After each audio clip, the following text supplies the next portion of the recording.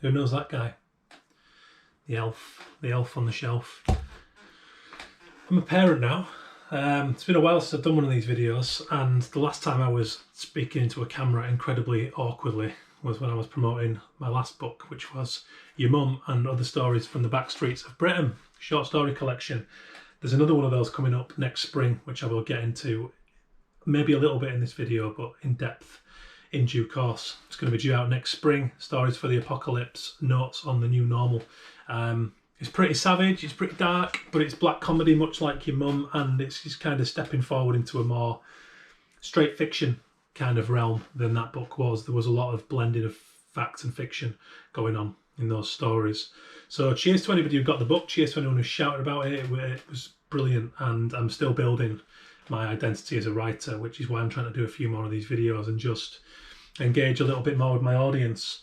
So the elf is going to be the protagonist, or I should say the murder victim, in my next story. So what I wanted to do was mix my illustration and my writing a little more and try and find ways of producing stories that were very visual, because I guess my writing style it's born of my art style, which is very rough and ready because it's the only way that I can do things, because I'm clumsy and haphazard and sometimes impatient, and I think that's reflected in a good way in my work, and it's really important to kind of harness those things we might see as flaws and make good on them, which is what I've been trying to do. So I've always loved kind of indie publishing and zines and very punky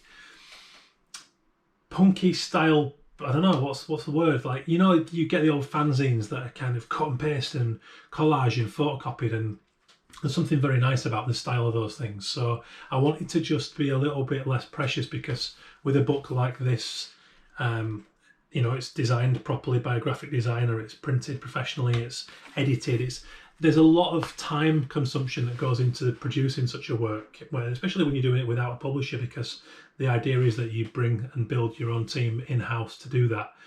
I did talk about that on a podcast where I compared my experience with Champagne and Wax Crayons, which was my first book, and produced in a traditional publishing deal with Lid Publishing in London, a boutique publisher.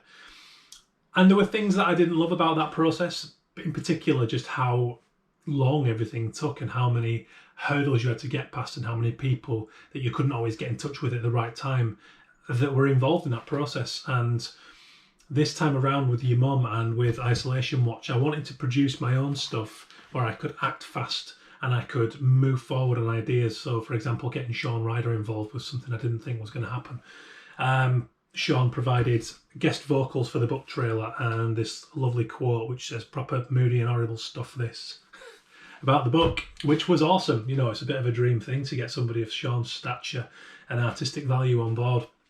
But I wanted to strip that back even further. So I wanted to create zines. I wanted to get there and do everything myself and bring it completely under my steer and just bring in my illustration a little bit more. So to give you a sense of the story, so I became aware of the elf through friends who were parents, and I believe the idea is that he moves around the house and he's up to no good and he's keeping an eye on the kids throughout the Advent period from the 1st of December through to Christmas, and the idea is that the kids have to see what this little bastard's been up to around the house and what mayhem he's caused. And I think a part of that is that he keeps the kids in check because he's one of Santa's snitches. So there was something in that idea, and I like the kind of mob mentality of these kind of ideas where it's like everyone's in on it and people, it's a pop culture thing, right? So it spreads through loads and loads of people.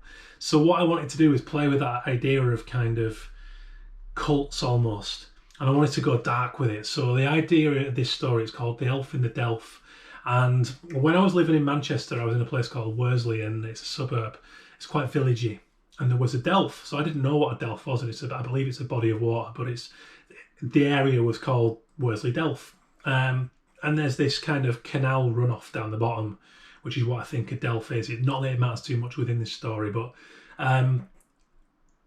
my stupid brain just kind of throws out these ideas. So I've been exposed to parents talking about the Delph and the elf, and I thought, wouldn't it be cool if there was a murder and the elf washed up in that Delph one day, and what effect would that have on a community? What did it mean symbolically? So I just pushed that. So the story opens where a mother and child are waiting for a coffee at a little cafe just there, and the kid spots what he thinks is his elf, face down, dead in the water. And what seed did that plant? What did it mean conceptually to that locality? So that's what the story's about, and it very much is about eyes turning inwards and who's done this stuff, and it's a murder mystery of a very different kind.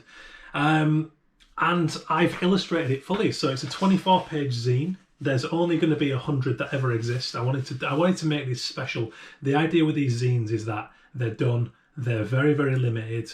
It's, you know, the mailing list is going to hear about it first, so jump on the author mailing list over at bentalonwriter.com. You actually get a free copy of my first fiction book, which was Isolation Watch, Falling Apart in the Pandemic. And by doing that, you'll hear about this first. So there's only going to be 100 copies. Every copy is hand numbered and signed, and you'll even get your own individual drawing of the murder victim in this story, of the elf himself. But it was fucking great fun, and we got drawings like, you know, this won't mean anything until you read the story, but here's these sketches, some of which were never used, and you can kind of see the trials for the hand letter in there, and it's very raw, and we're talking about heavy ink drawings here, and it gets quite sinister in the story.